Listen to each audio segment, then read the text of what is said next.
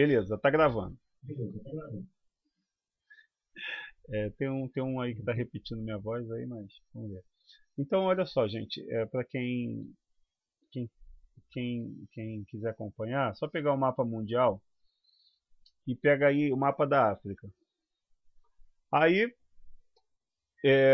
no caso, houve um sorteio de quem ficaria com que área entre os filhos de Noa. Olha aqui. Aí aqui estamos no do livro dos Jubileus, conta isso.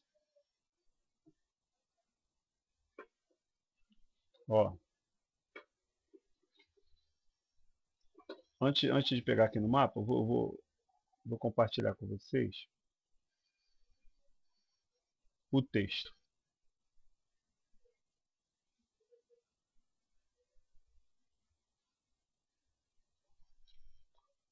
Ó. E eles dividiram a terra mal entre eles, e Noa disse: já é o início do 33º jubileu. Dividam a terra em 3 partes para Shuam, Ham e Afete, de acordo com sua herança. No primeiro dia da semana, de anos, quando um de nós, mensageiros, no caso, um anjo que está contando para o Merusha, o que aconteceu? Que havia sido enviado, estava com eles. E Noa chamou seus filhos, eles se aproximaram, eles e seus filhos, e dividiram a terra por sorteio, nos quais seus 3 filhos deveriam tomar posse. E eles estenderam suas mãos a tomar um escrito do peito de Noa, quer dizer, pegaram um papiro, alguma coisa, um escrito, ou uma pele de camelo, de carneiro escrita com assinatura do seu pai. E aconteceu que sorteado para Shuã era a porção no meio da terra, o qual ele deveria tomar por herança para si, no meio. Então, você pega o mapa mundial, o meio é de Shuã. Entendeu? O meio.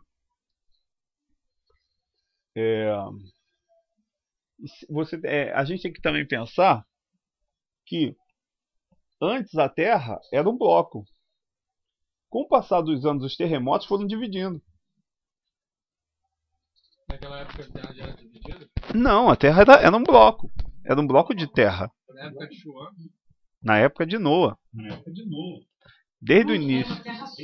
Era uma terra só. A Terra não foi dividida por um impacto de um meteoro?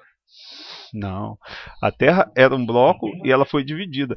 No livro de Melquisedeque fala que o Caim ele foi andando e procurando o fim da Terra. Então vamos lá. Ó. E no caso aqui, então ele tinha a Terra como um bloco. Houveram milhões de terremotos que foram dividindo. Então olha só.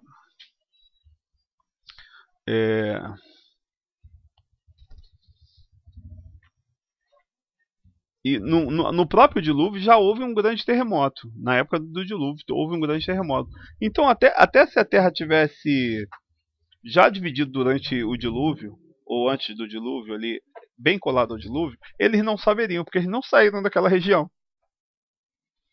Depois que eles aí que eles vão se espalhar. Entendeu? Eles tinham conhecimento até aí que a Terra era um bloco, mas houve um grande dilúvio e um grande terremoto antecedendo o dilúvio.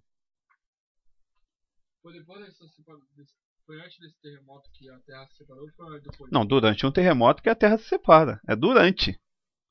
Entendeu? O que é o terremoto? São as placas intercontinentais. As placas intercontinentais, elas se batem uma a outra e racham e cada uma vai para um lado. E se abre. Entendeu? Então, aí isso que é o terremoto. Isso que é o terremoto. Quando as placas se batem. No caso, o dilúvio até serve para amaciar a terra, né?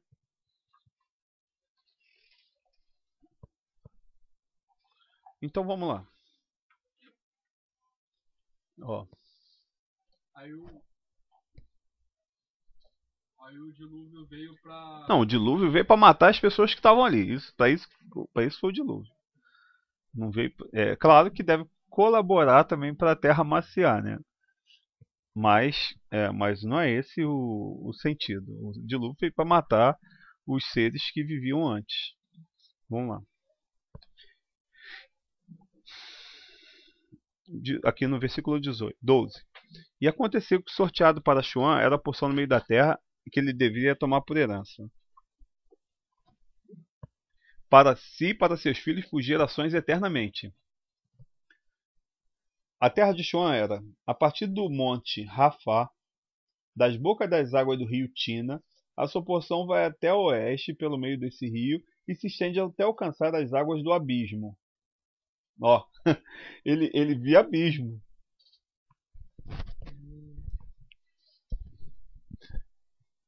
Aí a gente fica, que abismo, né? Pô. A gente não tem noção disso. Ele está falando de uma grande precipitação. Cachoeira. Muito mais do que uma cachoeira. Para quais esse rio segue, ó.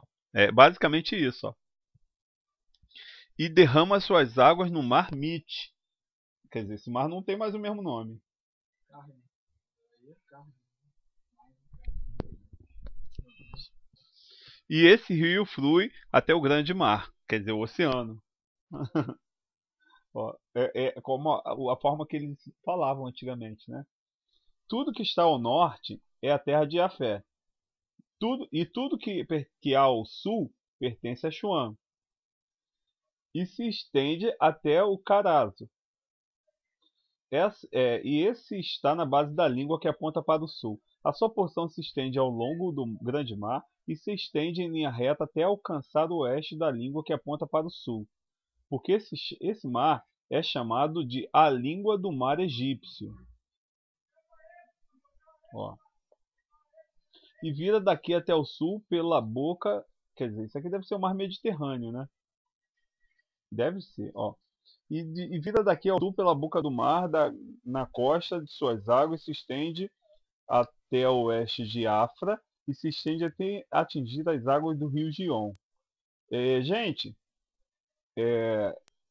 enquanto eu estou lendo aqui, vocês podem também ir pesquisando essas coisas aí para poder acrescentar aqui com a gente, quem puder, tá? O que é o rio Gion? O que é o mar egípcio? O que é o Carazo? O que é Afra? Né? Aí quando vocês acharem, vocês falam, hein? Ó. E se estende a leste até atingir o Jardim do Éden. Ó, ainda estava lá o jardim. Então, quer dizer, depois do dilúvio, ainda se encontrava o Jardim do Éden. Sabia onde era. E todo o leste vira a leste, prossegue até alcançar o leste do Monte Rafá. E desce até as margens da boca do rio Tina. Ó, você tem que procurar isso aí. Essa porção saiu para sorteio para Xuã e seus filhos. Eles devem possuir para sempre, pelas gerações. Noa alegrou-se porque a porção foi sorteada para Xuã e seus filhos, e ele lembrou-se de tudo que ele havia falado de sua boca em profecia, porque ele dito, bendito seja o Criador de Xuã, e o Criador eterno habite na habitação de Xuã. Ele sabia que o Jardim do Éden representa o Santo dos Santos, isso no Shol Mayal. E a habitação do Criador eterno, e é a habitação do Criador eterno. O Monte Horebe, o centro do deserto, e o Monte Zion é o centro do umbigo da terra. Legal, né? Esses três montes foram criados como locais sagrados que fazem face um para o outro. O Monte Zion é onde fica Yahushua-Oleim e é considerado o centro do mundo. É como se eles estivessem falando aqui que a Terra ela gira num eixo onde o Monte Zion é o centro.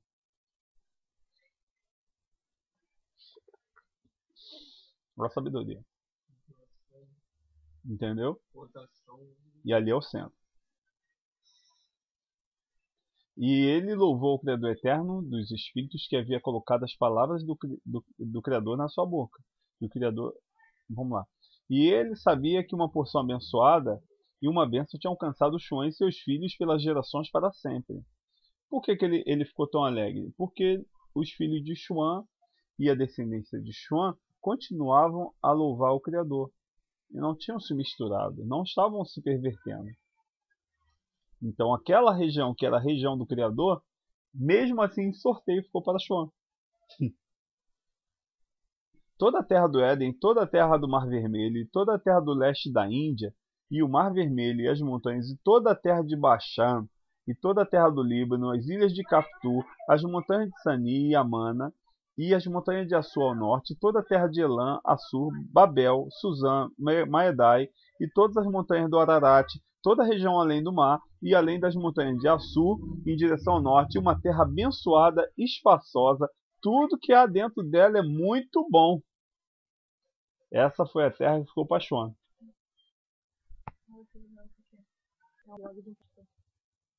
Porque eles ficam na mesma.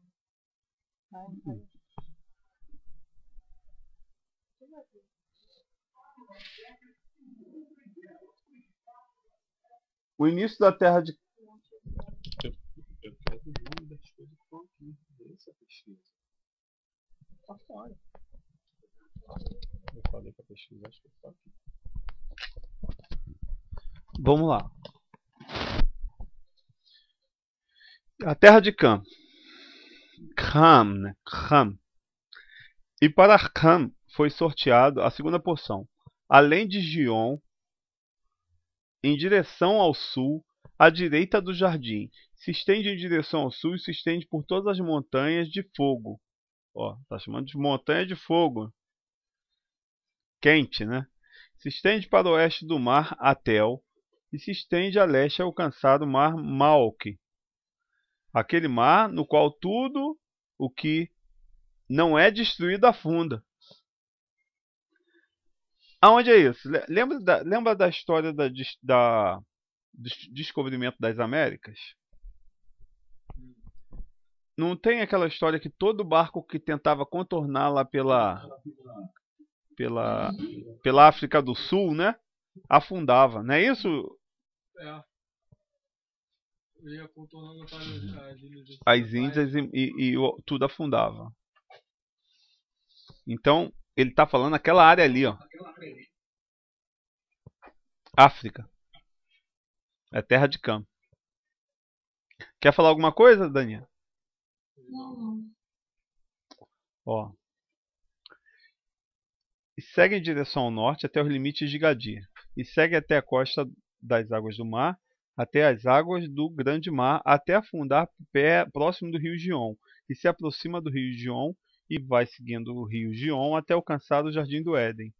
Esta é a terra sorteada para Cam, como porção a qual ele ocuparia para sempre para si e seus filhos pelas gerações para sempre. A terra de Jafete. A terra de Jafé foi sorteada a porção além do rio Tina, para o norte da vazão de suas águas. Se estende a nordeste por toda a terra de Gog e para todo o interior a leste. Isso aqui é Rússia. É aquela Vladivostok, aquelas áreas todas lá de cima do War. Né? No jogo War, Vladivostok. Aquela região ali da União Soviética, e ao extremo norte se estende para as montanhas de Kelt, em direção ao norte, a direção do mar de Malque, e vai ao leste de Gadir, tão longe quanto as regiões das águas do mar, e se estende até aproximar do oeste de Fará, e retorna em direção a Aferag. Gente, vocês estão pesquisando isso aí? Hein, ô Thaisa e a Daninha? Eu não tô não, porque senão não consigo prestar atenção. Ah, tá. O que você tá lendo, porque eu distraio muito fácil. Então, era bom se alguém estivesse pesquisando para a gente saber que lugares são esses aí. Ó, mas embora a gente já sabe, por outras leituras, que a parte da Europa ali superior, que é fria pra caramba, é de Jafé. Então a parte do meio é Xuan. E a parte de baixo ali da África ficou para Kham. A parte ocidental não havia sido descoberta. Se tinha separado, não tinha como eles chegarem andando. A parte da América, né? Os navios afundavam ali. Os navios afundavam. Até no passado, o rio. Não, o mar. O Oceano Atlântico era chamado de O Tenebroso. Que as embarcações também que entravam no Oceano Atlântico, normalmente elas não tinham suporte para aguentar e afundavam. Nem à toa que o Pacífico se chama Pacífico, né? Porque o outro era chamado Tenebroso. Sendo calmo. Então vamos lá. Agora no 29. Essa é a terra que foi sorteada para Jafé e seus filhos como porção de sua herança, o qual ele deve possuir para si e seus filhos por gerações para sempre. 5 grandes ilhas e uma grande terra ao norte. Olha aí. Mas é frio a terra de Cã. Não, mas é frio a terra de Jafé. A terra de Cã é quente. E a terra de Xuã não é nem quente nem fria, mas é de um frio e calor equilibrados. Então olha. Seria Egito, Rússia e... Não, a terra... Então vamos lá, vamos pegar o mapa aqui. Vamos pegar o mapa Mundi. Vamos lá, vou agora compartilhar com vocês aqui a tela do mapa Mundi. Aí. Abriu, gente? Abriu. Tá, beleza. Então vamos lá, vou ver se eu diminuo aqui.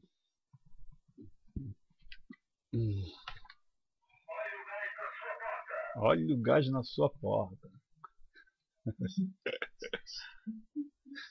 Ai, ai. Ainda bem que não é as pamonhas. Ó, vamos lá. E nem carro de função de... Nem carro. Ó, vamos lá. Já escutaram falar de Pangeia? Né?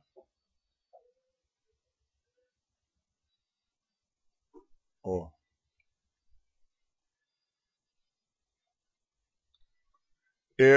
O Sol Antigo Pangeia era o nome que, no caso, o índio inteiro chamava. Que a Terra, no caso, não era dividida. Isso aqui tá bom pra ver, né? Tá.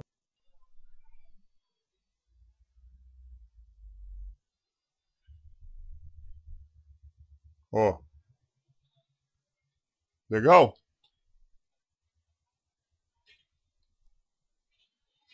Hein, gente?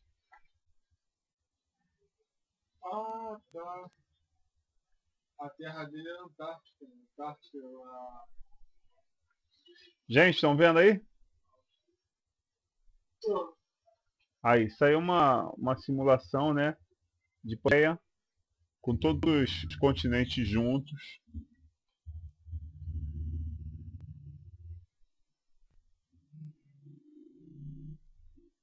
Deixa eu pegar por aqui. Essa aqui também é legal. Aí no caso depois tudo iria se parando.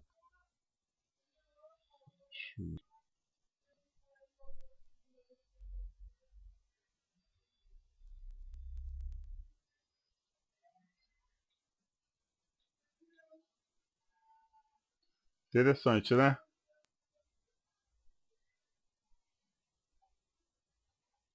O que vocês estão achando disso?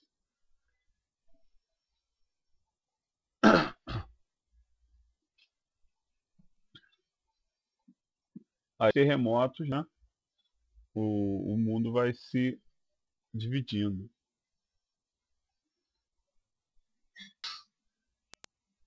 Ó. Legal, né? Infelizmente a gente não tem como filmar isso aqui que a gente tudo estamos mostrando, que eu não sei. Eu não sei mexer aqui, o pessoal não sabe no Hangout para filmar isso, botar no Google. Alguém que puder me ajudar depois. Olha aí. Então vocês veem que isso tudo aí encaixa, né? O mundo, o planeta aí, as coisas se encaixam, né? Tu vê que uma parte se encaixa na outra, né? Vocês estão vendo aqui, gente? Ó, tu vê que a África encaixa na América do Sul. Aqui essa parte aqui, ó, da África e da Europa encaixa aqui na América Central aqui, ó, nesse buraco aqui da América do Norte. Entendeu? Isso tudo aqui de baixo aqui da Antártida e Áustria se encaixa aqui para cima.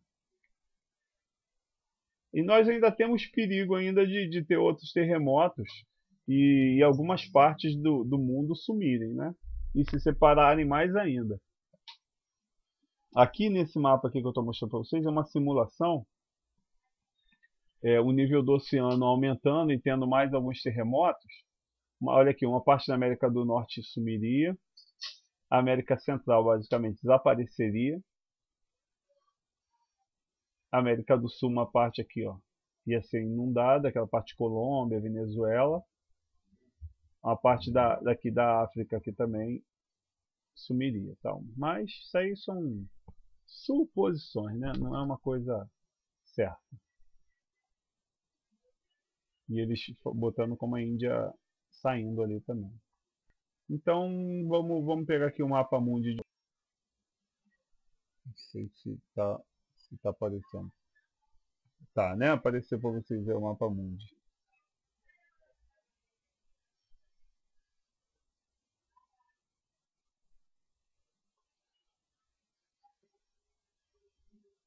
Mapa mundi, né? Eita, ficou pequenininho agora.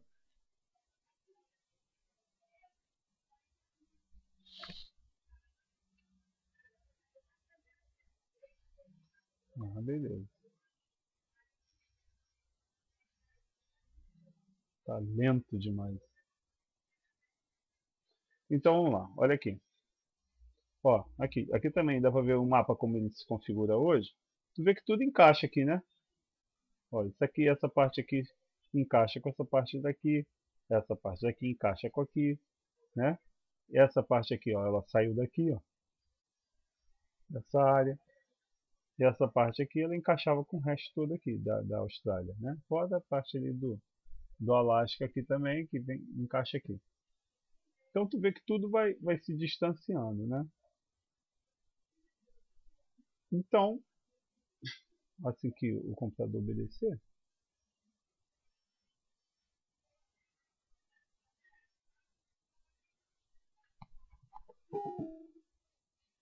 a gente vai fazer mais um pouco aqui, aumentando.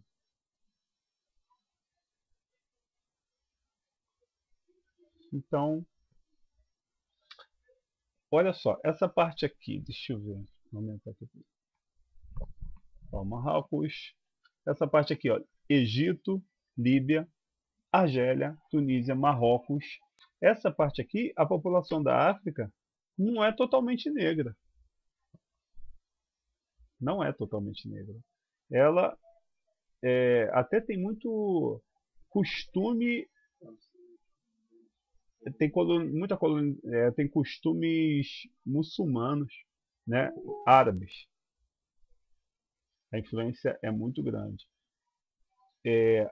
Esse aqui, o pessoal é descendente de Mitzrayim. Aí já, descendo aqui, essa parte aqui. Ó.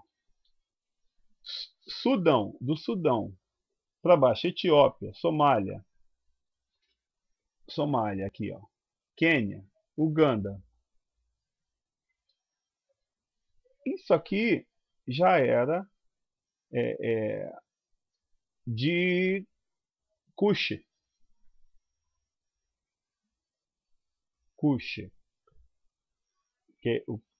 E daqui, ó, Nigéria, para cá, Camarões. Aqui já é região de Puti, Mali, Burkina Faso, Costa do Marfim. E daqui para baixo, da parte de Angola, aqui, Zâmbia, Madagascar, Moçambique, Zimbábue, Botsuana, Namíbia e África do Sul, seria parte de Canaã. Só que aí o Canaã não quis vir para cá. Ele não quis vir para cá. E o que ele fez? Ele continuou aqui nessa área. Vou aumentar o mapa aqui para vocês. Ele habitou aqui, ó, nessa área aqui. Ó, eu vou pegar um mapa aqui maior para...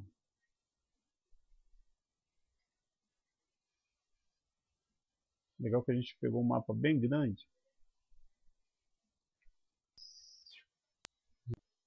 Esse daí é bem grande. Não precisava ser tão...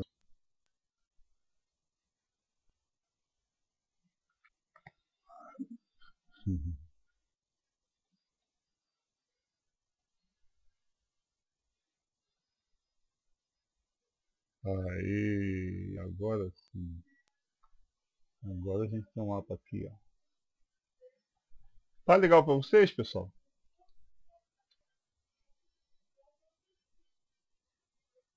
Sim, tá bom. Tá bom, né? Então, aqui, ó. Aí, em vez de ir lá para aquela área lá da África, lá, ao sul, ele habitou essa parte aqui, ó. Síria, Líbano, que é onde é Israel hoje, Jordânia. Ele habitou aqui. Iraque. Ele habitou aqui, ó. E não quis ir para lá. E aí aqui, ó, tá aqui, eu vou ler aqui para vocês. Olha aqui, ó. Cã dividiu entre seus filhos. A primeira porção foi sorteada para Cuxi, em direção ao leste, para a oeste dele, para Misraim, para o oeste de oeste para o mar de Canaã. Ó. Xuan, então ele está exatamente aquilo que eu falei.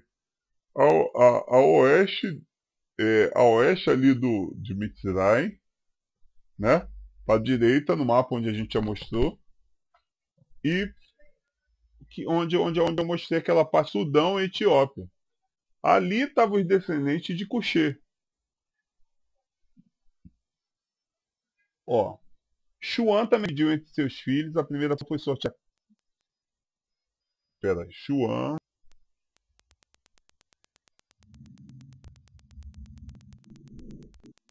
Espera aí.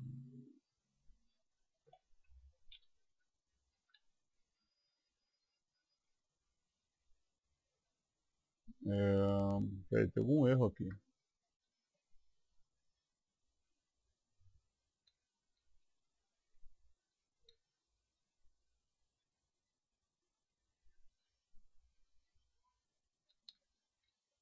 Vamos pegar quais os filhos de Xuan.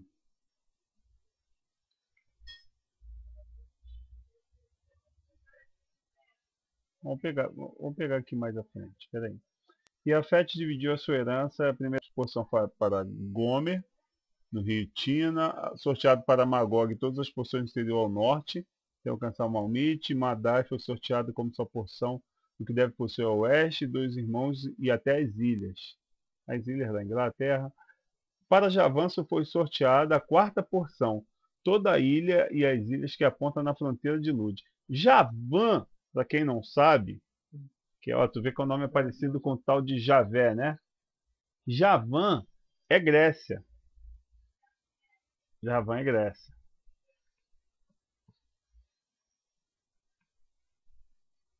Aí vamos lá. Vamos passar aqui.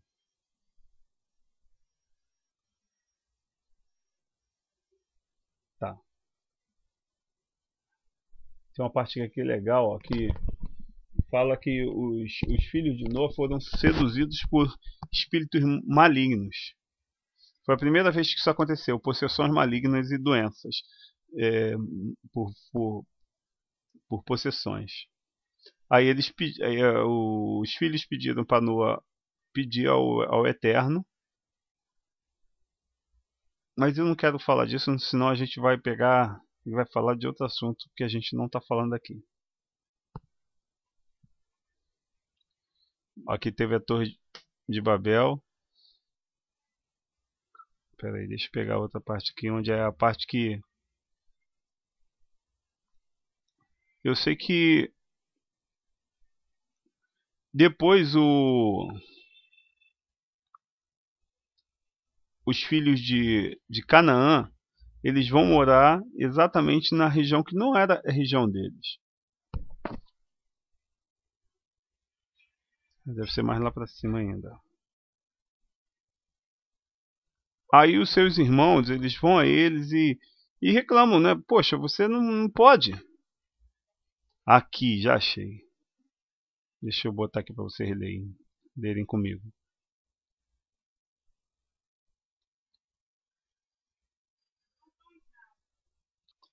Começou a chover, né? Aí, estão lendo, pessoal?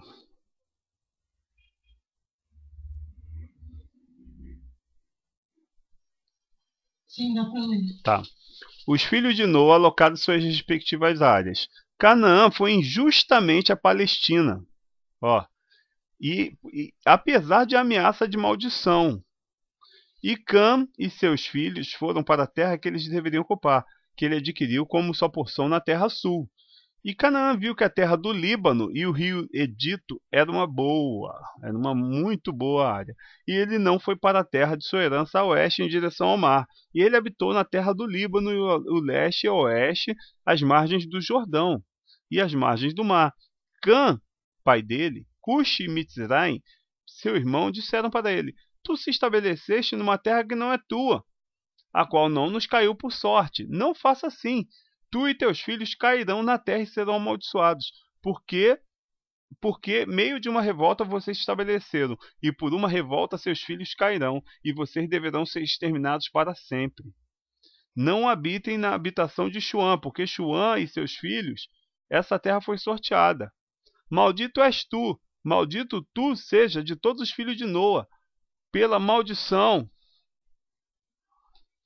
que nós nos obrigamos a nós mesmos pelo juramento na presença do santo juiz e na presença de Noa, nosso pai. Mas ele não deu ouvidos e habitou na terra do Líbano, de Ramat até a entrada do Egito, ele e seus filhos. E por essa região a terra foi chamada de Canaã. Por essa razão. Esse foi o motivo que a terra começou a ser chamada de Canaã, mas não era a terra deles. Aí, Thaís, respondeu?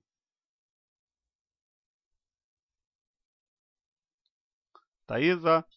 Sim. Vai, fala aí com a Oi, gente. eu tava pesquisando aqui, ó. Hum. Por isso que eu não consigo fazer essas coisas.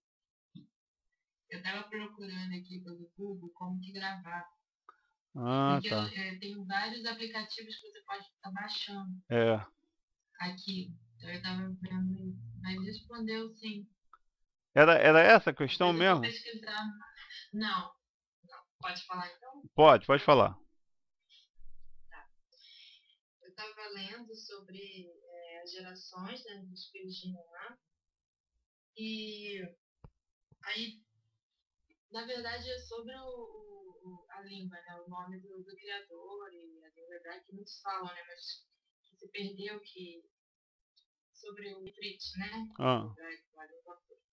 E o criador, ele falava diretamente com Noé, né? Então, tem aqui, depois de sair da arca, ele fala com Noé, seus filhos. Então, assim, eles tinham a linguagem, né? Tinha a língua, o dialeto.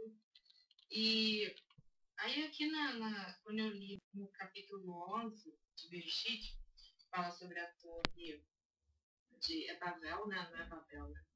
É Babel. Mas é Babel. E Babel seria o nome do lugar, né? E quem estava... É que fala assim, ó, no capítulo 10 de Bereshit, no versículo 8. Que Cuxi gerou Nimrod, né? O qual chegou a ser o primeiro poderoso da terra. Ele reinava em Babel. Então, quando o Criador faz a confusão das línguas, tá aqui bem claro, dizendo que a confusão foi nesse lugar, com as pessoas que estavam nesse lugar, né? Que tá aqui Sim. no capítulo 11, no versículo 6, quando o Pedro fala, eis que o povo é um e todos falam uma só língua, uma só linguagem. Que eles estão fazendo a construção da torre e aí ele faz a confusão da linguagem nesse lugar, com esse povo, e depois eles são espalhados. Quer dizer, que os descendentes de Shem, né, que é Sam e de... esqueci o nome do outro. Jafé. Iapé, né? Jafé. Porque não tinha J. Eles continuaram, eles manteram a linguagem, eu acredito que seja o hebrite, né, o hebraico.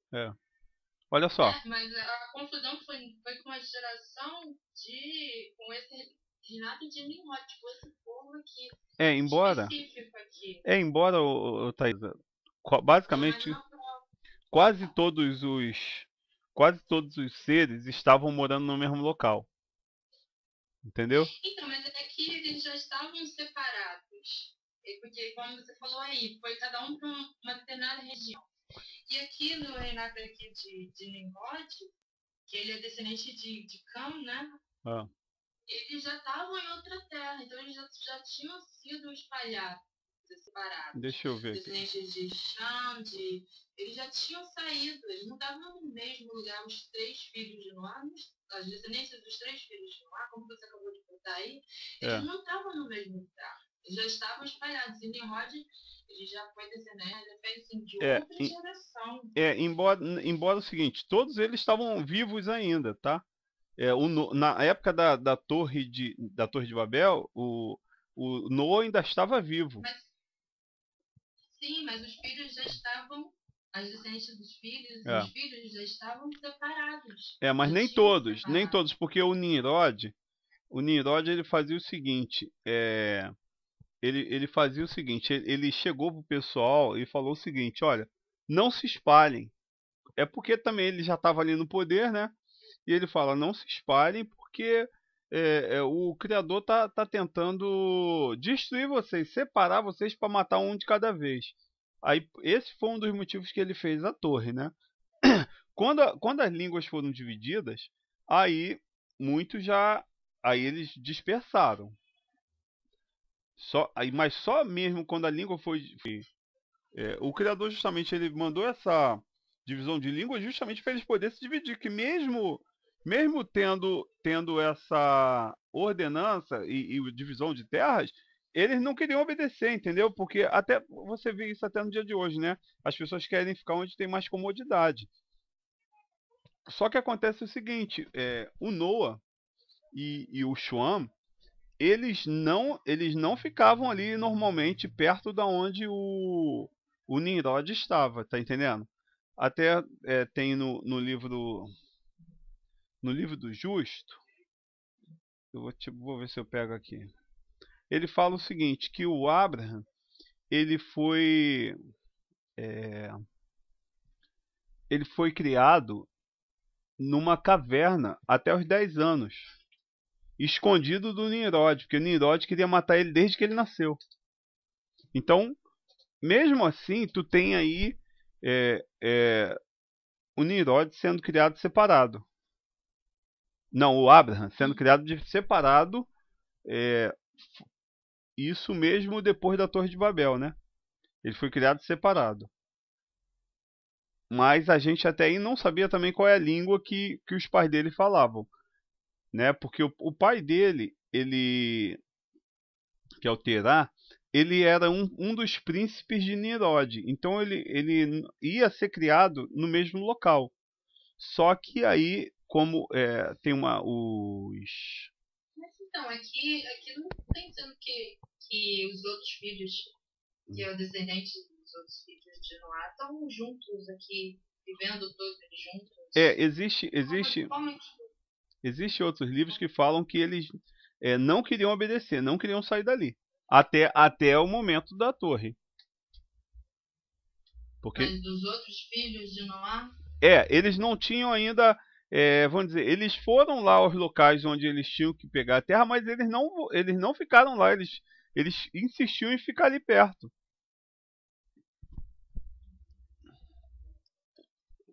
Mas o Xuan ele saiu. O Xuan e o Noah, eles saíram, eles não moravam mais no mesmo local. Uhum. Entendeu? Isso aí é Quero certo. chegar assim, que eles. Porque eles sabiam o nome do Criador, né? Tanto que É. fala lá Abraham sabia o nome do Criador. Que diz que invocou o nome de algo, né? No 12, capítulo 12, versículo 8, fala. Invocou o nome de algo, né? Mas olha aqui, isso aqui também. Manteve essa linguagem, né? Isso aqui vai servir porque você quer, ó. Ó. Pera aí, deixa eu colar aqui. Ó. Isso aqui é o livro do... Ó, vamos lá, pera aí, deixa eu pegar um pouco antes. Vocês não estão vendo minha tela não, né? Não. Tá, vou compartilhar. Aqui, ó. Isso aqui é do livro do Jubileu, tá? Vai dormir aí. Ó.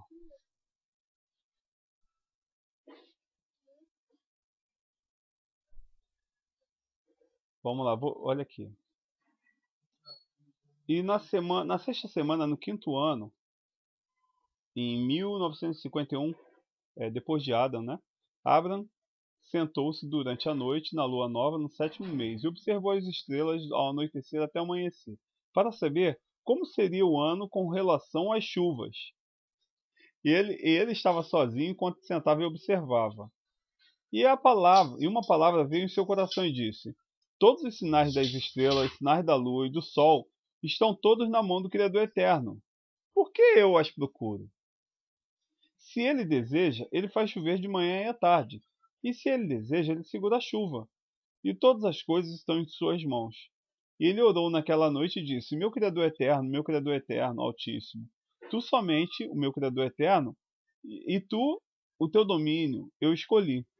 Tu criaste todas as coisas são obras de tua mão. Livra-me das mãos dos espíritos malignos que têm domínio sobre os pensamentos dos corações dos homens. Não os deixe me desviar de ti, meu Criador Eterno. Estabeleça a minha descendência para sempre, de modo que nós não nos desviemos a partir de agora para sempre.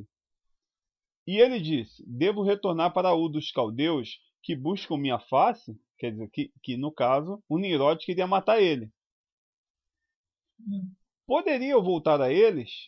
Ou eu devo ficar aqui nesse lugar? Que caminho certo diante de ti prospere nas mãos do teu servo, de modo que ele possa completá-lo, e que eu não caminhe no engano do meu coração, ó meu Criador Eterno. E ele parou de falar e orar, e eis que a palavra do Criador Eterno foi enviada a ele, através de mim. Isso aqui é um anjo falando para o Merrushua, para Moisés, né? O anjo estava contando para ele o que aconteceu. Isso de acordo com o livro dos Jubileus, tá? Aí vem a palavra, ó, a palavra do Criador Eterno foi enviada a ele através de mim, dizendo: saia da tua terra, da tua parentela e da casa de teu pai, para uma terra e que eu lhe mostre, e te farei uma grande numerosa nação. E eu te abençoarei e farei o teu nome grande, e tu deverás ser abençoado na terra, e por ti todas as famílias da terra serão abençoadas. Eu abençoarei os que te abençoarem, amaldiçoarei os que te amaldiçoarem. Eu serei o Criador Eterno para ti, para teus filhos e para teus netos, e toda a sua descendência. Não temais, porque de agora em diante, por todas as gerações, eu serei o teu Criador Eterno.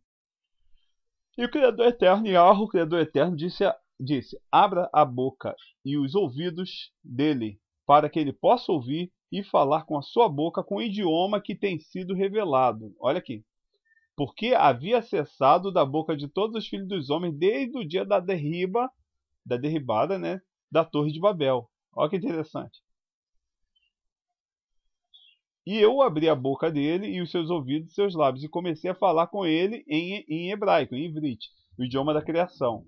E ele pegou os livros de seus pais, que eram escritos em hebraico, e ele os traduziu, e ele começou a estudá-los. E eu fiz conhecido a ele aquilo. que ele não conseguia entender. E ele estudou durante 6 meses chuvosos. E aconteceu no 7º ano da 6ª semana que ele falou com seu pai e informou que ele deixaria Harã para ir conhecer a terra de Canaã. E ele retornaria a ele. E Terá seu pai disse: Vá em paz, que Yahweh, o Criador Eterno, te faça o seu caminho reto. E o Criador Eterno seja contigo e te proteja de todo mal, e conceda a ti a tua bênção, e compaixão a favor diante daqueles que verem a ti. E que nenhum filho dos homens tenha poder sobre ti para fazer o mal. Vá em paz. Se tu vires uma terra agradável a teus olhos para nela habitar, então depois me leve contigo, e leve Ló contigo, e o filho de Harã, seu irmão, como teu próprio filho, que o Criador Eterno seja contigo.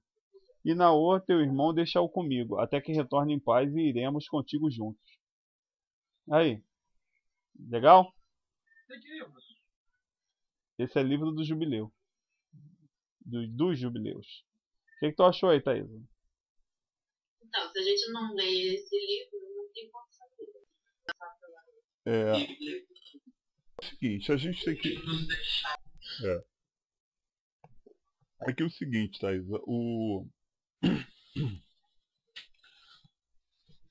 a Bíblia que tem aí divulgada, né? Ela é uma mistura da Septuaginta com a Vulgata Latina. Até essas versões aí que estão sendo usadas, que versão Yahushua, né? Se você pegar e prestar atenção bem, é muita Vulgata Latina ainda. Não é totalmente uma versão hebraica, embora os nomes estão corrigidos. Mas a maioria das coisas que está ali é da Septuaginta e da Vulgata Latina. Mas embora já foi melhorado bastante coisa. Mas eu tenho um outro dado aqui, deixa eu ver se eu pego aqui. Deixa eu ver aqui. Vou falar sobre a Septuaginta para o pessoal saber o que é Septuaginta, né?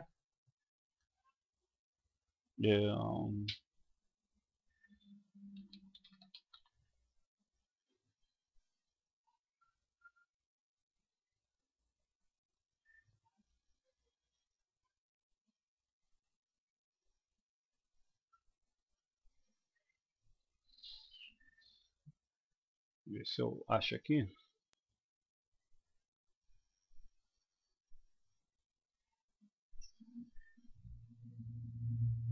Mas respondeu aí, Thaís, essa parte? Respondeu. Vamos ver aqui. Vou tentar achar aqui.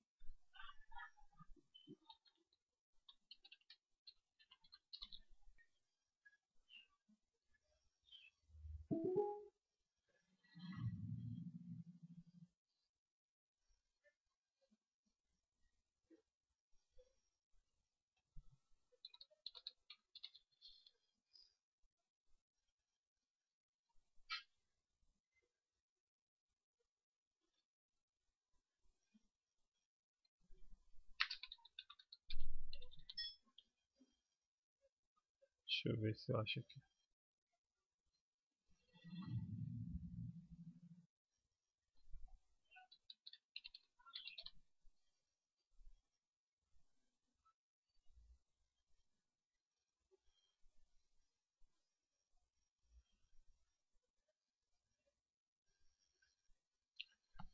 O Flávio Joséfo, ele escreveu sobre como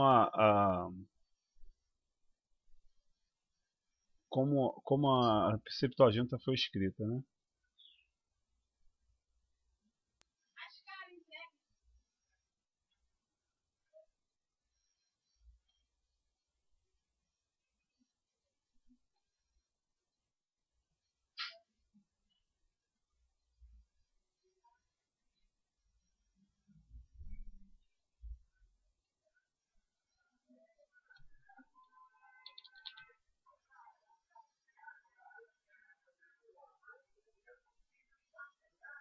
Tentando achar aqui, porque sempre demora mesmo, né?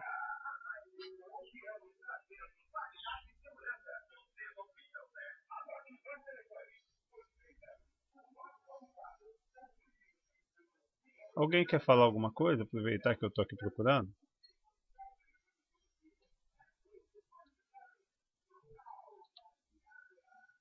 Dá um... Boa tarde aí, pessoal que entrou que não deu para falar. O Diogo aí que fez um esforço para entrar com a gente também.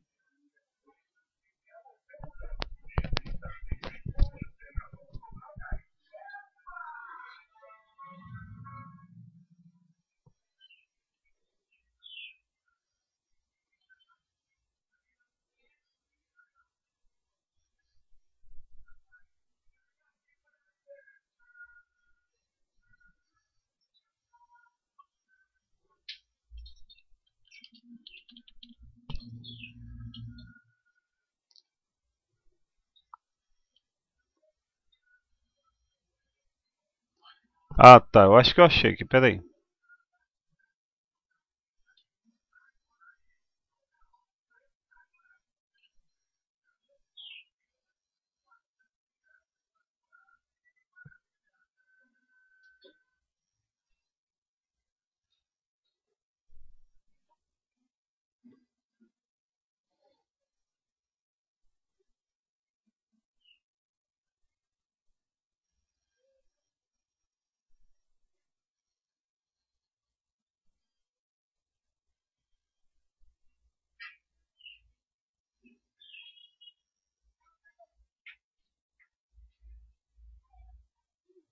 Alguém quer fazer uma outra pergunta aí, pessoal? Enquanto eu estou aqui procurando?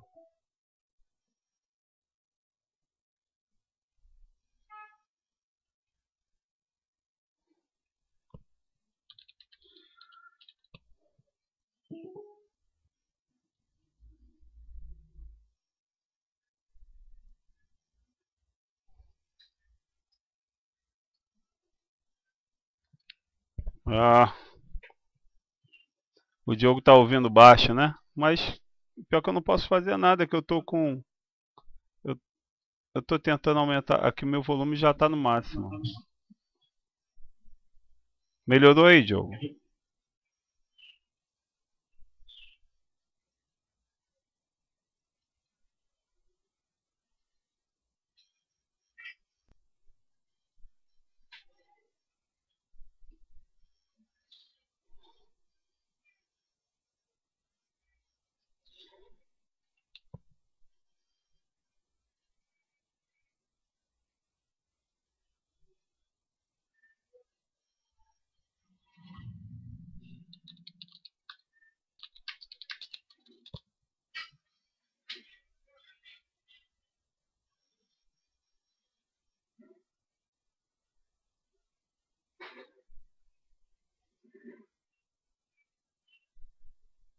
Ah, achei. Vamos lá. Até que enfim. Caramba, que guerra. E aí, gente?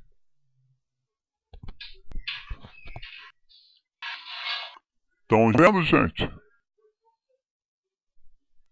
Tá, né? Sim. Vamos lá. Vamos acompanhar aqui. Isso aí é sobre a Septuaginta, tá? Ptolomeu Delfo, rei do Egito. Pode ser só um. Oi? Pode ser só mais um zoom. Mais um. O quê? Ah, tá. Tá bom? Agora tá bom, né? Ó. Meu Filadelfo liberta 120 mil hebreus que estavam escravos no seu reino e manda vir 72 homens da Yahudá para trazer em grego as leis dos hebreus e representa ao e trata os ditados com magnificência real. Comprou, né? Ptolomeu cognominado Filadelfo sucedeu do pai. 19 anos traduzido em grego a lei dos hebreus e permitiu a 120 mortos que estavam nessa ação voltarem. Disso devo dar razão. Demétrio Falero, diretor da Biblioteca do Príncipe, trabalhava com extremo cuidado para reunir de todos os lugares do mundo os livros que merecessem a honra. Tinha isso que é muito soberano. O reitor de quantos livros possuía, e ele respondeu que era mais ou menos 200.000, mas esperava dentro de pouco tempo chegar a 500.000. Soubera haver em Hebreus muitas obras referentes às suas leis e aos seus costumes escritas e à sua língua e em seus caracteres e dignas de ocupar a soberba biblioteca. Porém, dariam muito trabalho para serem traduzidas em grego, porque as caracteres hebraicos tinham semelhança com a dos síriacos. No entanto, isso deveria ser feito por Sua Majestade, não importa qual desespero. Olha só, gente. Interessante. Olha só, você viu a época do Ptolomeu IEDO. 1000 anos antes do Messias, reinou o rei Daúde. 600 anos depois, o Nabucodonosor levou o povo cativo para a Babilônia. Até aí se falava ivrit. Se falava ivrit, se escrevia ainda com ivrit. Aí o que acontece? O que acontece? Aí a gente tem a ida para a Babilônia. Quando eles voltam da Babilônia, eles voltam já com outro idioma e com outra escrita, que é parecida com o siríaco, que a gente sempre fala que esse idioma hebraico moderno de hoje, esse alfabeto hebraico moderno, não é mais o ivrit. A língua que eles falam não é mais essa. Aí olha aí. Então aqui os gregos falando que esses escritos hebraicos já estão em idioma parecido com o siríaco. Legal isso, né? Vou mandar aí para vocês. Engraçado, foi por isso que eles resumiram que eu tenho os dias, porque haviam milhares deles. Ó. É melhor dar o texto todo, né? Capítulo 2, vou mandar esse texto todo aqui. Que é importante, né? Vocês têm, né? Vocês podem falar e depois vocês salvam aí em alguma coisa. Que o idioma hoje é parecido com... É basicamente o siríaco. Ó. Que não é mais o idioma da época né,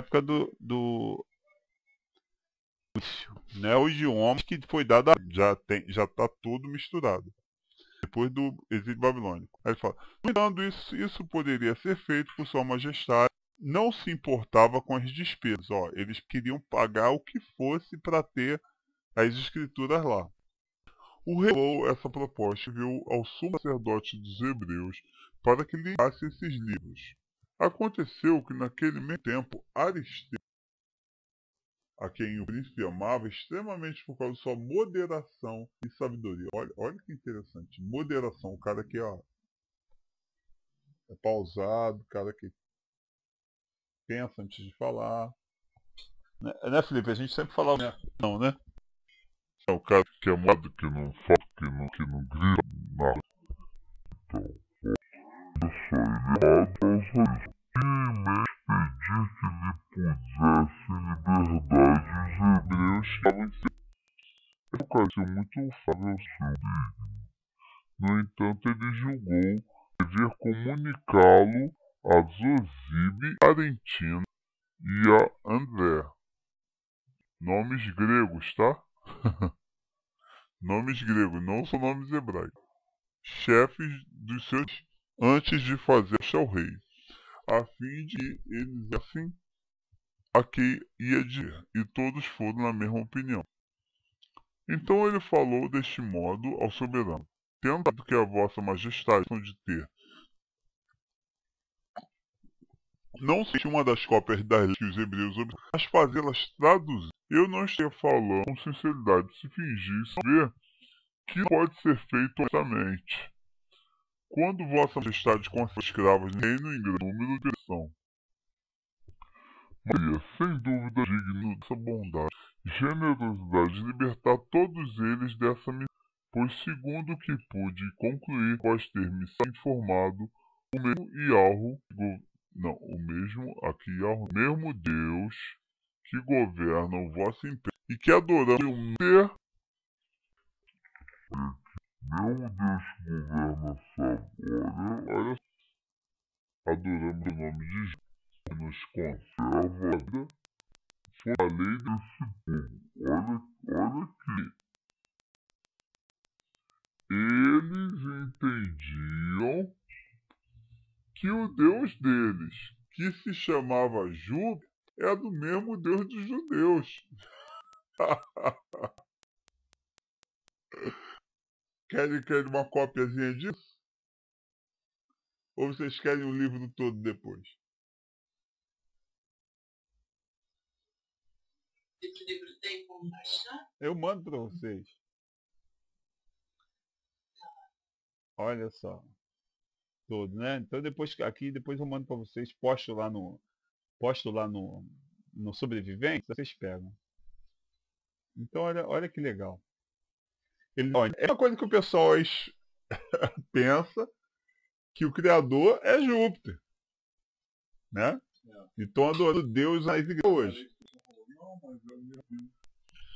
Porque nos conserva toda que nenhuma outra nação lhe presta grande honra e culto tão particular, e sua piedade parece a encaminhar ao seu país.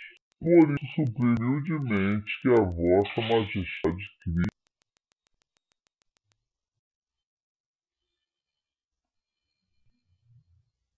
Aqui estava Deus, tá? Às vezes é fogo.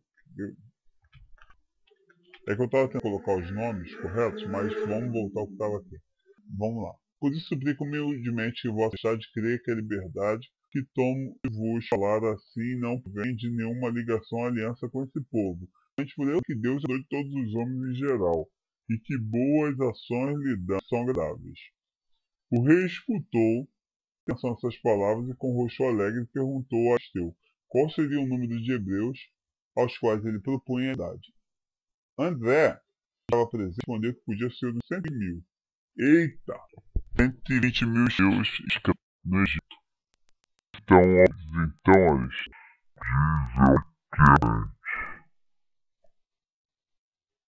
que José estava evidentindo tomado então a palavra de seu rei, que nada poderia ser mais digno a sua majestade do que reconhecer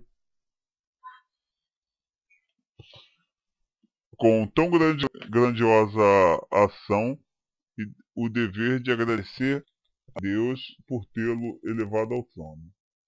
O soberano sentiu tanto prazer em constatar que todos pensavam do mesmo modo, que prometeu para somente a vontade de Deus, segundo... Eu vou mandar isso aqui para vocês no original, tá, gente? Nem se preocupa. É que a gente pega aqui e a gente, para não ficar falando palavras pagãs, a gente vai mexendo num texto que é nosso. Eu tenho ele aqui inteiro. Vou mandar para vocês direito. Ó. Segundo o desejo de Aristeu pagar aos soldados, além do soldo, 120 dracmas para cada judeu que tivesse sido escravo. Pagou dinheiro. Disseram-lhe que queria mais 4 talentos, mas ele respondeu que isso não impediria de fazê-lo. Inclino-me a relatar as próprias palavras desse grande príncipe a esse respeito, a fim de melhor se conheça sua generosidade. Queremos que todos os hebreus, aos quais os soldados do falecido rei nosso pai abandonaram na Síria e na Fenícia, e na Judéia e venderam no Egito, como também os que antes ou mesmo foram vendidos no nosso reino, sejam libertados da servidão e que se deem nossa moeda a cada um deles 120 dracmas. A dracma era, se não me engano, salário, deixa eu ver, eu não lembro se era salário de um dia, hein, irmão Antônio deve saber. Ô, Micaú, shalom, querido, tá aí. O irmão Antônio também, shalom, irmão Vic, Narciele também que chegaram. Eu acho, eu não lembro legal o quanto era a dracma, se era salário de um dia, se era salário de um mês.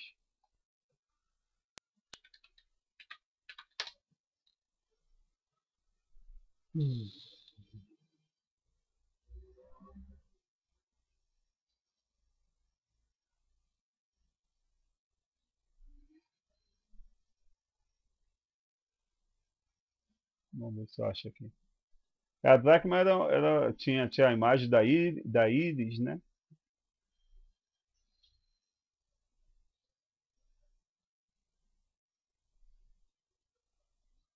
Ela foi substituída pelo euro. Era a moeda da Grécia. E também dos romanos, né? E também circulava no meio do povo de Alchorô.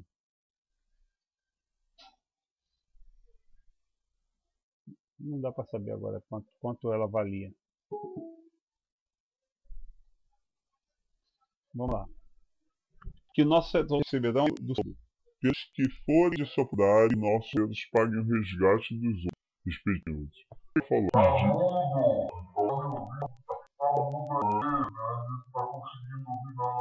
ah, tá, beleza. Então vou ter que sair aqui.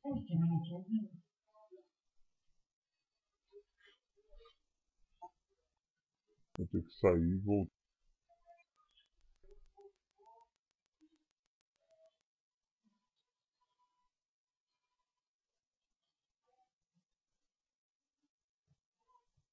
Só que sair e voltar aqui pra... Tô saindo aqui e voltando.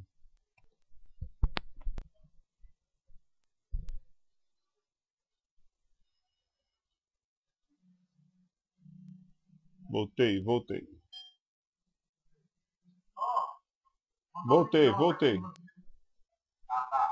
É que o seguinte, o Hangout aqui, quando começa a ficar lotado, aí eles vão e desligam alguns microfones. Então vamos voltar aqui, vamos voltar ali. Então o que ele tá falando aqui? Que ele pediu lá para tirar cópia não, traduzir a escritura hebraica para o grego, para botar na biblioteca de Alexandria. E só que ficava esquisito, e sendo que 120 mil escravos hebreus que estavam no meio deles.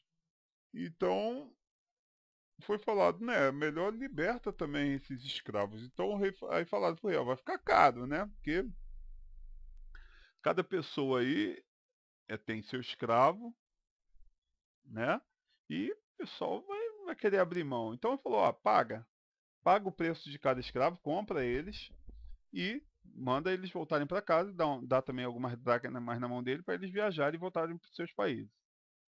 Beleza.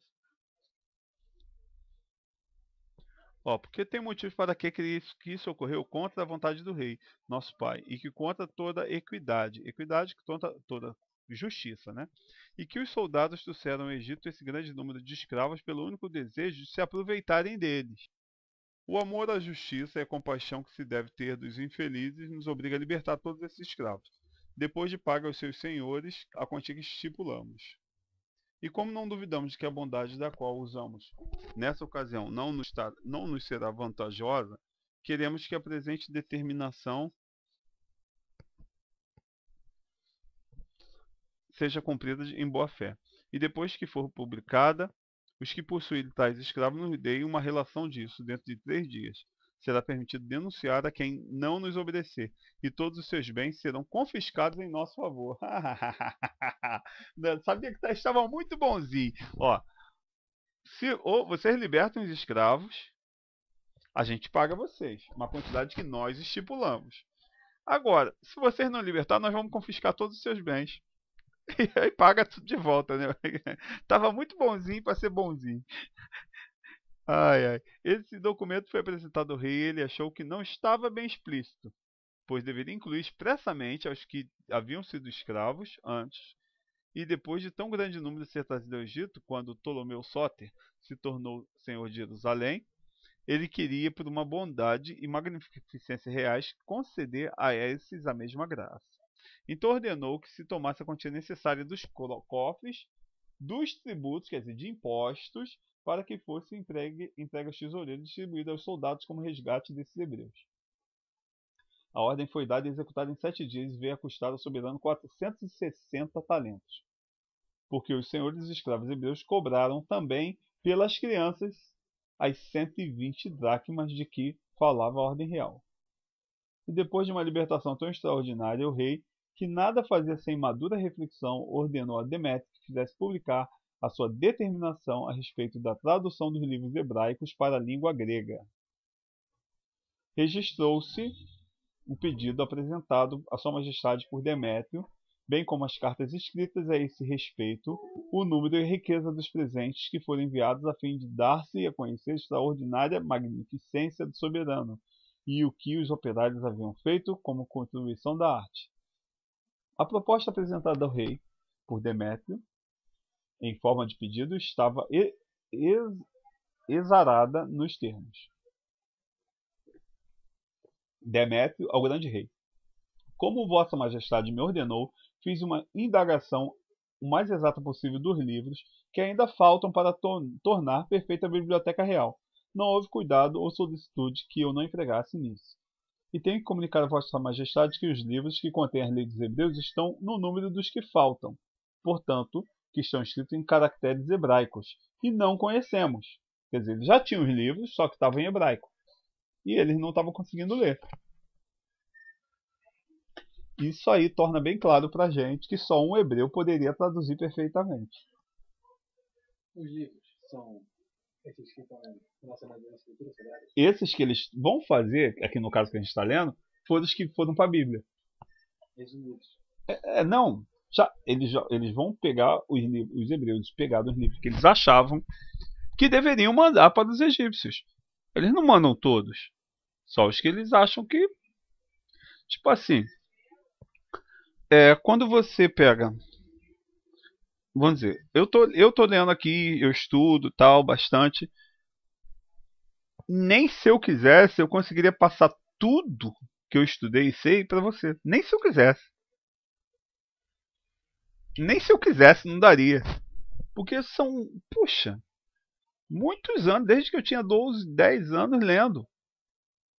Quanto tempo tu teria que andar comigo para pegar tudo, né? Ao mesmo tempo que eu estudei. E mesmo assim, seria resumido. Então, você imagina quantos livros que eles tinham. Aí, o rei está pedindo os livros da lei. Livros que têm lá. Que é eles traduzidos. Tá me entendendo? Então eles falam o seguinte. Já viu também que quando você sabe uma coisa e você de uma forma quase igual se falar uma criança para outra pessoa entender? Para ela chegar no mesmo pensamento que você tá, ela tem que pegar uma escada, a mesma escada que você pegou. Né? Como você aprendeu? Foi lá do início e tal. Você não pode jogar logo de cara. Não vai entender nada. É igual tu chegar assim pra um cara aí na rua, um macumbeiro. O cara é espírita. Aí tu chega para ele e fala assim, ó. O que você serve são demônios. Porra. O cara vai querer te tampar na mão, né? Tu chega pro católico e fala assim, ó. Imagens são... As imagens é tudo demônio. Aí tu chega o pessoal da Assembleia e fala assim, ó. Vocês servem demônios. Tá entendendo? Fica complicado. Você tem que ter uma sabedoria para falar. Da mesma, né? Da mesma forma. O que adianta eu chegar, ó? Chegar lá pro pessoal e falar assim, ó. O cara fala assim, eu chego lá pro pessoal da Assembleia de Deus e falo assim, ó. A tua Bíblia veio da Septuaginta e da Vulgata Latina. O rei Ptolomeu... Hã? Não vai entender nada. Entendeu? Por isso que... Então, quer dizer... Tu fala assim, ó... Aí tu fala, a tua Bíblia é falsa. A tua Bíblia é adulterada. O cara vai ficar irritado contigo. Então, da mesma forma, olha aqui. O grego, eles pensavam que Júpiter e Alro era a mesma coisa. Acabamos de ler ali. Aí você pede lá para os hebreus, ó, traduz seus livros para nossa língua. Se você fosse hebreu, que tu ia mandar tudo? Não. E aí, Mikau? Mandava tudo pra eles? Perdi um pouco aqui que eu dei uma atençãozinha, minha filha. Tá. Imagina aqui, se nós aqui, eu, você, Antônio, a Daninha, a Thaísa, né? Embora a Thaísa caiu. O Diogo, o Narciélio, o Vic. Aí a gente tá aqui. Aí chega o pessoal lá do... A gente é hebreu, tá? Lá na antiguidade. Aí o pessoal fala, ó, traduz seus livros pra gente. A gente vai mandar tudo pra eles? Lógico que não, né? É ensinar o conjugado. Né? Poxa, os caras são idólatra, bissexual. Não dá pra mandar tudo pra eles de cara. Os caras vão começar a blasfemar, né? Não vão entender nada. Então, vamos escolher aqui os livros que a gente pode mandar pra eles. Foi isso que eles fizeram. Mandaram alguns livros, não mandaram todos. Até mandaram com o nome do criador e tudo. Mandaram para eles. Mas não é o ensinamento completo. Né? Até porque o povo de Al-Shudu era considerado o povo mais sábio do mundo. Tu não vai derramar tua sabedoria toda para eles. Tu manda a lei para eles lá, se eles quiserem, né? Se eles quiserem obedecer, tudo bem, né? Então é isso. Então, exatamente foi esses livros aí, já abreviados, né? Claro que está o livro da lei toda lá, mas não todos os livros antigos que chegaram para eles. Então, se tu vê, a gente pega o livro dos justos, o livro dos jubileus, e a gente tem o dado mais completo, né? A gente tem a história mais completa sobre a história. Então vamos lá. Ó. Eles estão falando aqui que não conhecem os caracteres hebraicos. Ó. Quanto porque não nos incomodamos em procurá-los, porque Vossa Majestade ainda não havia manifestado desejo de possuí-los. No entanto, é necessário possuí-los em que sejam fielmente traduzidos, porque contém mais sábias e perfeitas leis do mundo que foi o próprio Criador quem otorgou. Né? O que fez o historiador Hecateu Abderita dizer que não há poeta nem historiador que tenha falado assim, nem homem que tenha cumprido o que elas determinam. Porque, sendo todas santas, não devem estar na boca de profanos. Ó, o Hecateu, que era um historiador, tinha dito que a lei que está lá nas escrituras hebraicas, mesmo ele sendo grego, o Hecateu, ele dizia que a lei que estava lá na escritura hebraica não devia estar na boca de profanos, que eram santas.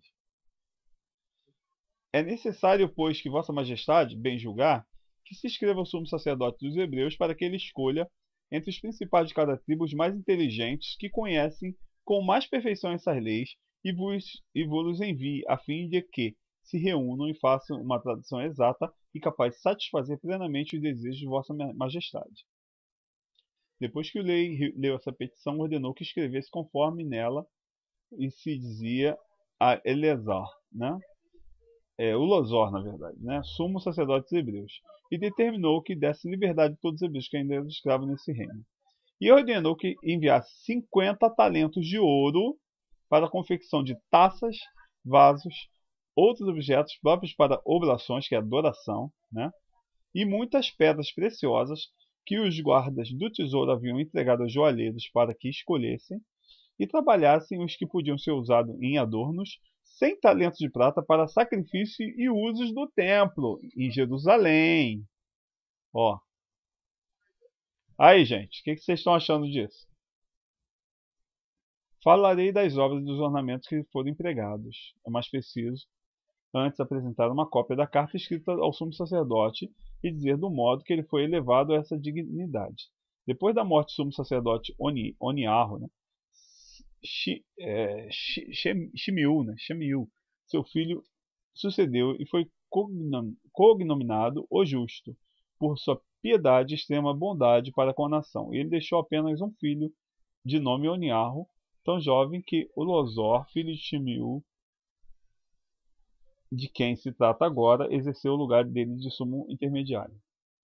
Foi esse Eleazar que Ptolomeu escreveu a seguinte carta: o rei Ptolomeu a Eleazar, sumo sacerdote, saudação.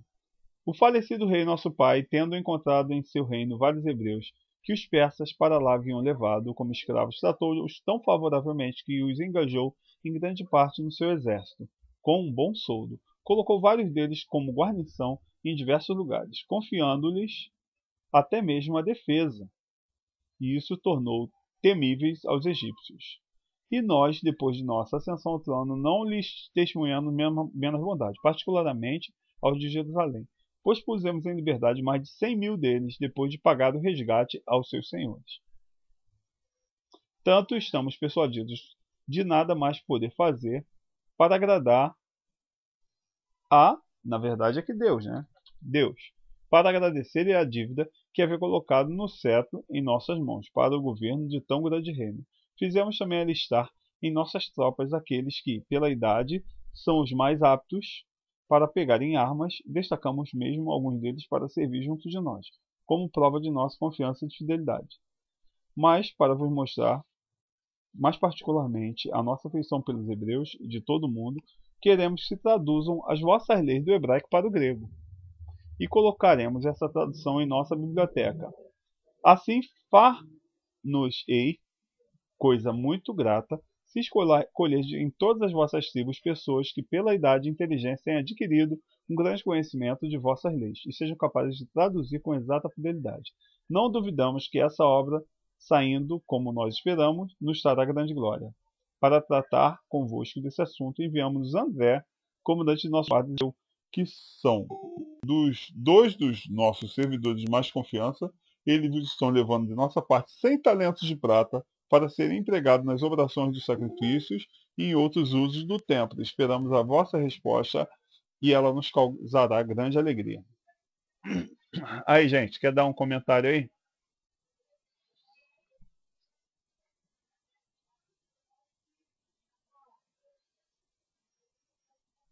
Quer comentar aí, ô Mikau? Rapaz, hoje eu tô só ouvindo, É. tô aprendendo. Mas tu tá. Fazer comentário. Vocês estão entendendo, né? O que é? Isso. Quer dizer, entendendo estamos, eu creio, né? É. A gente está lendo aqui a ocasião da confecção da Septuaginta, que é a versão feita pelos 70, lá dos 70 para o povo grego, né? Na verdade que era no Egito, que era em grego, mas estava sendo mandado para o Egito. Quer dizer, traduzido em grego, mas mandado pelo Egito. Pagando a mensagem para mandar para outro país, mais pagão ainda. O sumo sacerdote Eleazar ao rei Ptolomeu: saudação, recebi com consentimento que devo ter pela vossa real benevolência a carta que vossa majestade se dignou a escrever-me. Ela foi lida na presença de todo o povo e nela notamos grande satisfação, sinais da vossa piedade para com o Ial. E recebemos também e mostramos todos os vasos de ouro e 30 de prata e 5 taças à mesa, que devem ser consagradas e empregadas no sacrifício do templo. Olha bem. O pagão manda coisa para ser colocada no templo e eles colocaram. Bem como 100 talentos de prata que nos foi trazido da parte de vossa majestade por André Aristeu, cujos méritos os tornam tão dignos da afeição com que honra vossa majestade. Vossa majestade pode ficar certo de que tudo faremos para mostrar nosso reconhecimento pelos tantos favores com que vos dignais a acumular-nos. Oferecemos também sacrifício real por vossa majestade, pela princesa vossa irmã, pelos príncipes. A princesa se não me engano, é Cleópatra, né? Não é Cleópatra, não. Cleópatra já é mais à frente. Pelos príncipes, por vossos filhos, por todas as pessoas que são caras. Todo o povo pediu a Iarro em suas orações que escute os vossos desejos. Confirme o vosso reino em perfeita paz e faça com que essa tradução de nossas leis vos dê toda a satisfação que possais desejar. Escolhemos, majestade, 6 homens de cada uma de nossas tribos para levar até vós as nossas santas leis. Esperamos que vossa bondade e justiça que, quando não tiver mais necessidade deles, sejam mandados de volta em segurança aos que vos irão apresentá-los. Ou seja, essas pessoas que traduziram, elas foram mandadas para o Egito.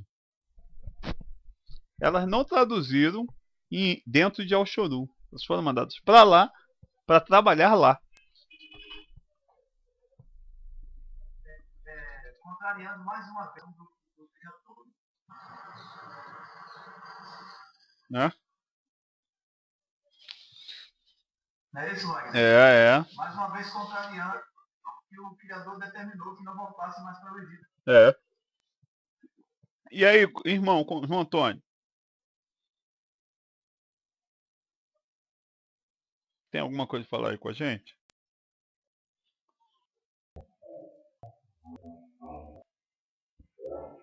Eu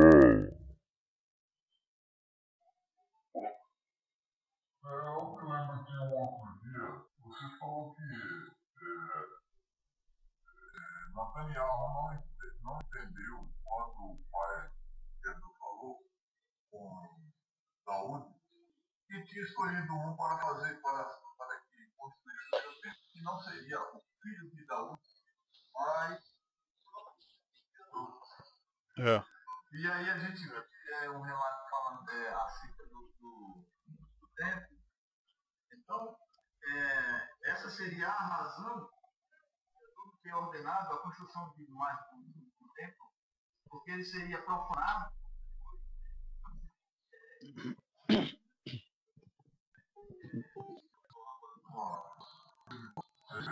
Não, é verdade, o Criador não queria que fizesse o templo porque tudo ali era uma sombra, né, em relação a coisas futuras. O tabernáculo todo, ele era um calendário, né? Ele era um calendário a respeito de coisas que iriam acontecer. E estão acontecendo até hoje. E outra coisa também é também o tabernáculo, a tenda, aquela tenda representava o ser humano, o móvel, e no caso fixo. E não serve de sombra. Ele não serve como sombra para representando as coisas espirituais. Não tem sentido. Por isso que não foi mandado. Por isso que o Criador não deu ordem para construir.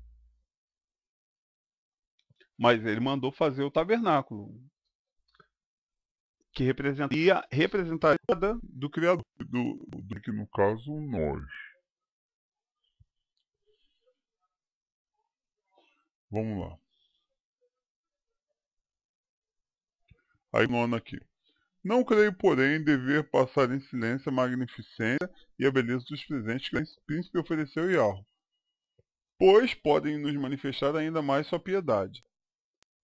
Não se contentou ele em fazer grandes despesas para esse fim, mas ofereceu presentes até aos operários para ensinar a trabalhar com mais cuidado e diligência. Assim, embora a continuação da história... Aí aqui o José falando. Assim, a continuação da história não me obrigue a falar disso, não deixarei de fazê-lo, pois tão extraordinária liberalidade merece que dela fique indício sua posteridade. Começarei pela soberba. Vocês querem que eu fale aqui sobre os presentes que ele mandou ou não, né? Não precisa não, né?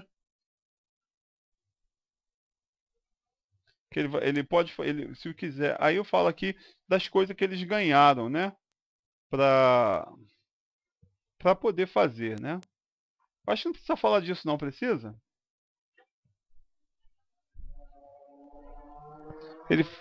Hein, gente? Alguém me responde aí, por favor? Uma opinião? Precisa não, né? Ele vai dando aqui os detalhes, vasos de ouro, mesa de ouro, muitos presentes que o rei mandou para os hebreus para que eles pudessem fazer. Peças que foram feitas com cuidado pelo mandado fazer pelo Ptolomeu para colocar no templo de Al. No caso, o templo Beit Hamikadosh.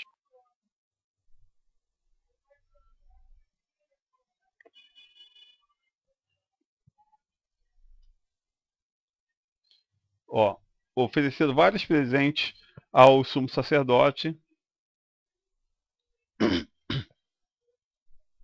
O soberano fez perguntas sobre o que ela continha, e depois que a desdobraram, ficou admirado com a delicadeza do pergaminho, sobre o qual estava escrita em letras de ouro. Olha que legal.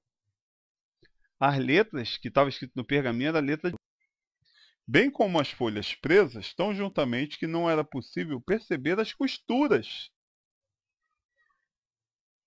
Era tão bem feito o rolo, que a linha era tão perfeita, a costura tão perfeita, que você olhava e você não via a costura. Ah, eles costuravam. É, porque era couro, né? Pele de carneiro, de camelo, né? Era sempre pele de carneiro, né? Até, de repente, até os carneiros que era feito lá nos sacrifícios, eles usavam as peles para poder fazer o pergaminho. A letra era de ouro. Olha lá, está dizendo ali que era escrito com ouro. Imagina, devia ser muito lindo, hein? A gente não tinha noção disso, hein? Depois de observar por muito tempo, disse que lhes agradecia terem vindo, mas ainda aos que tinham enviado, e não podia agradecer suficientemente Yahweh por haverem trazido a ele suas leis. Os deputados, com demonstração de afeto, desejaram toda a sorte e prosperidade. O rei ficou tão comovido que não pôde reter as lágrimas, porque elas não são somente sinal de grande tristeza, mas também de imensa alegria. Ele ordenou em seguida que entregasse os livros, os quais deviam guardar. Abraçou-os e disse que era justo, depois de haver falado do objetivo de sua viagem, falar também do que lhes competia fazer. Assim, para mostrar quanto a vinda deles era agradável, queria que, durante o resto de sua vida, se renovasse a memória daquela data, que coincidia também com o dia em que vencera a batalha naval sobre Antígono. E concedeu-lhes ainda a honra de estarem à sua mesa, ordenou que fossem muito bem alojados nos altos da fortaleza que fica próximo ao Promório. Nicanor, que era encarregado de receber os estrangeiros, teve particular cuidado deles.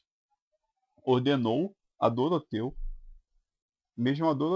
pois o rei havia ordenado que para melhor se tratassem de estrangeiros, e a cidade fornecesse o que tinham de gosto deles, e tudo fosse preparado segundo o costume do país onde eles vinham.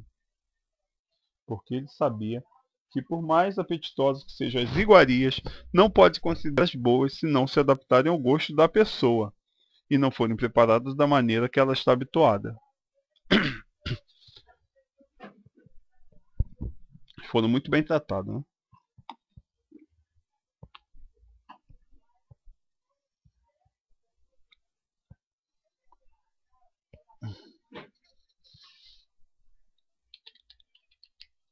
Vamos lá. Vou tentar abreviar aqui o máximo. Que é uma coisa, né? Eu acho que a gente já teve aqui uma exata, né? Ó, terminada a obra, Demétrio reuniu todos os hebreus e leu-lhes a tradução na presença dos 72 intérpretes.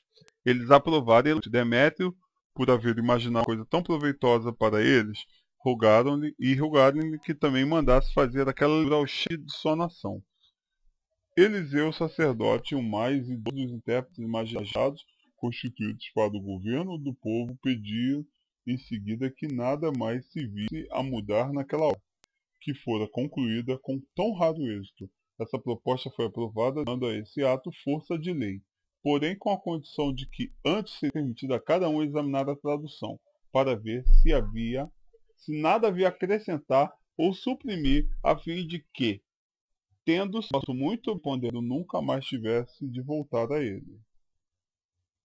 O rei viu com grande prazer que o seu desígnio tivera bom êxito, e com um proveito para o povo, e a sua alegria aumentou ainda muito quando ele ouviu a leitura das santas leis. Não se cansava de admirar a prudência e a sabedoria do legislador que as elaborara. Até o pagão, cara, até o pagão sabe que a lei de Yahweh é boa, e o povo que está aí agora acha que a lei acabou. Até o pagão gostou. Como é que pode? O povo pagão gostou da lei do Criador, E o povo aí que se diz do Criador não quer a lei. E como é que é povo do Criador? Um dia, quando conversava com Demétrio, perguntou-lhe como nenhum historiador ou poeta havia falado daquelas leis sendo tão excelentes. Ele respondeu-lhe, como eram divinas, ninguém se animara a fazê-lo. Os que haviam feito foram obrigados. Ó! E aí? E agora?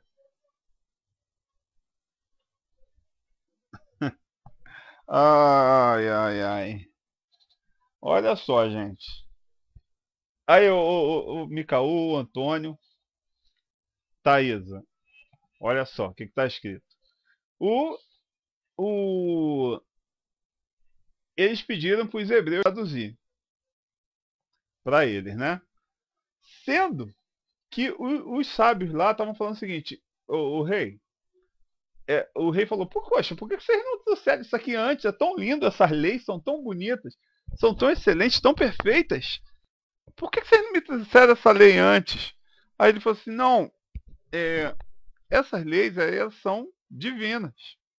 E a gente teve medo de fazer com ela, até porque outras pessoas que tentaram traduzir isso aí foram castigadas pelo Criador. Não podia modificar, não podia traduzir para outra língua. Era para deixar em hebraico. O Criador castigava os pagãos que tentavam copiar.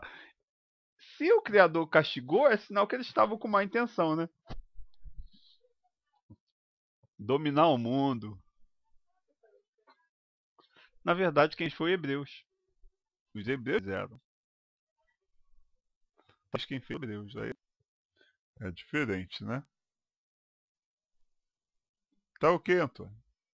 Antônio falou que só tá podendo ouvir, né? Então, olha só.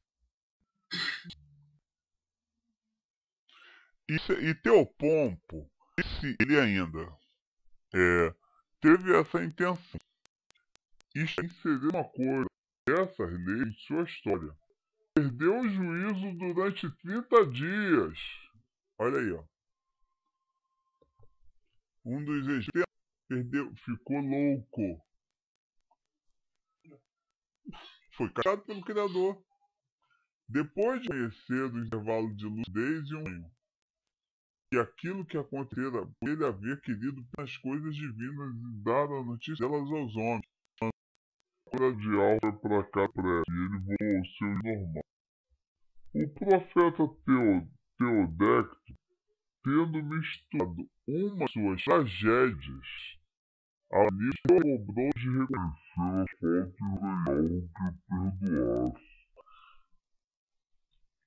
E aí, gente, olha só que legal a gente procurar os livros, saber a história. Olha só.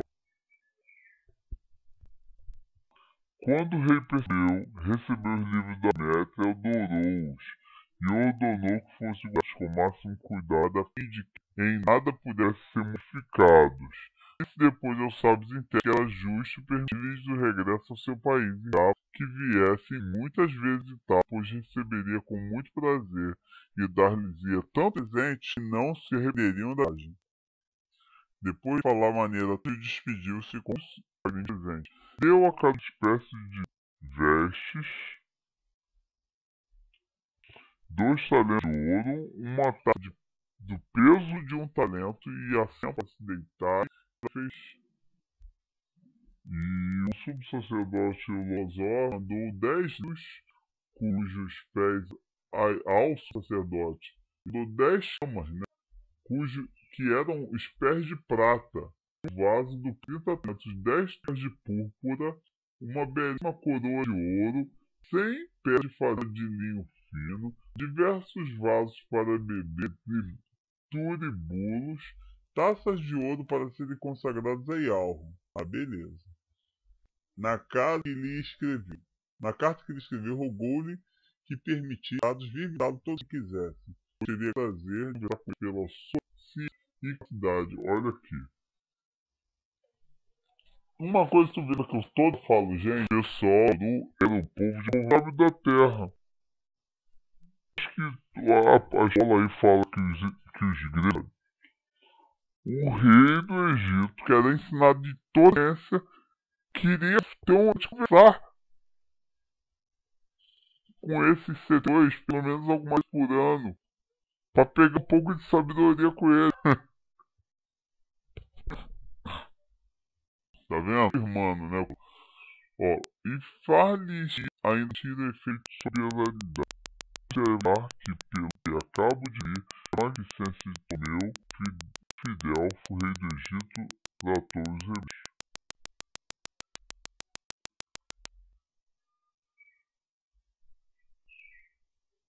Ah, não, aqui a irmã dele é Cleópatra mesmo, tava certo, ó. E aí, pessoal? Alguém quer comentar alguma coisa? Eu tinha pensado do livro, História dos Hebreus, né? É, a História dos Hebreus. Vou ver aqui se eu mando aqui. Vou mandar, tentar mandar para vocês aqui. Depois eu boto aí no sobrevivente. Gente, peraí, deixa eu ir aqui só. Eu acho que pelo menos aqui esse assunto ficou. A gente fechou, né? A gente fechou 2 assuntos aqui sobre as terras que os filhos de Noa foram habitar e sobre Septuaginta. Aí vocês estão sabendo o que é Septuaginta. A Septuaginta é essa versão que o Ptolomeu, rei do Egito, mandou os hebreus, né? E pagou muito, você viu? Pagou muito ouro para eles, mandou muito ouro para o templo também, e muitas peças de prata e ouro, para que, como presente, como uma troca, por fazer a Septuaginta. Aí a Septuaginta, ela foi usada para fazer a Bíblia de hoje, o Velho Testamento. Entendeu? E aí essa versão que foi feita em latim ela é chamada de Vulgata Latina. Por que Vulgata? Vulgar. É exatamente isso. Ela foi colocada no idioma vulgar latino. Porque existia o latim clássico, existia o latim vulgar. O que era o latim clássico? O latim clássico era falado pelos poderosos, pelos nobres. O latim vulgar era o que era falado pelo povo que, na verdade, Latim popular. é o nativo popular, que na verdade tinha até palavras de baixo calão. Palavras que eram chulas, né? Palavras chulas. Aí essa Bíblia foi traduzida não para o latim clássico, mas para o latim chulo. O latim que era falado pelo povão, a língua do povão. Quer dizer, se você pega uma coisa que está em hebraico, passa para o grego, pode perder alguma coisa, mas tudo bem, foi 70 homens para poder pegar aquilo e eles verificaram várias vezes para o sentido não se perder de uma língua para o outro. Verificar várias vezes, cada um deles, além de terem traduzido, todos eles foram verificar todas as cópias dos outros. Muito cuidado. Uma palavra, vou te dar um exemplo, né? Aqui no Brasil mesmo, a gente tem palavras aí que elas têm vários sentidos. Né? Sabe, tu fala assim, às vezes você vai num local e fala, tinha 3 pessoas. Aí tu fala assim, não tinha ninguém lá. Não tinha ninguém? Não, tinha 3 pessoas. Mas você fala que não tinha ninguém. Mesma coisa que pegar fulano de tal foi cercada por tantos soldados. Fulano de tal foi encurralada por tantos soldados. Fulano de tal foi pego por tantos soldados. Fulano de tal foi encurralado por tantos soldados. Fulano de tal foi amedrontado por tantos soldados. Você tem que botar, quando você vai escrever um livro, numa importância, você tem que botar a palavra certinha. Ele foi pego, ele foi só encurralado, mas conseguiu fugir. Ele foi amedrontado. Qual foi? Você tem que botar a palavra exata. Né? Senão tu dá outro sentido. Né? Igual o cara, ele botado lá e o Criador se arrependeu de ter feito o homem. O Criador se arrepende? O Criador não se arrepende. né? Qual seria a palavra? Ele se entristeceu com a criação. Ele não se arrependeu de ter feito. Ele aí, ó, se arrependeu com a criação. Aí o cara vai e se arrependeu com a criação, se arrependeu com a criação. Ah, se arrependeu. Não, se entristeceu com a criação. Aí o cara se arrependeu de ter feito. Isso é uma interpretação. É outra coisa. Já mudou o sentido. Entendeu? Tipo assim, também você pega lá, igual, tem essas coisas que acabam, por causa da tradução errada, acaba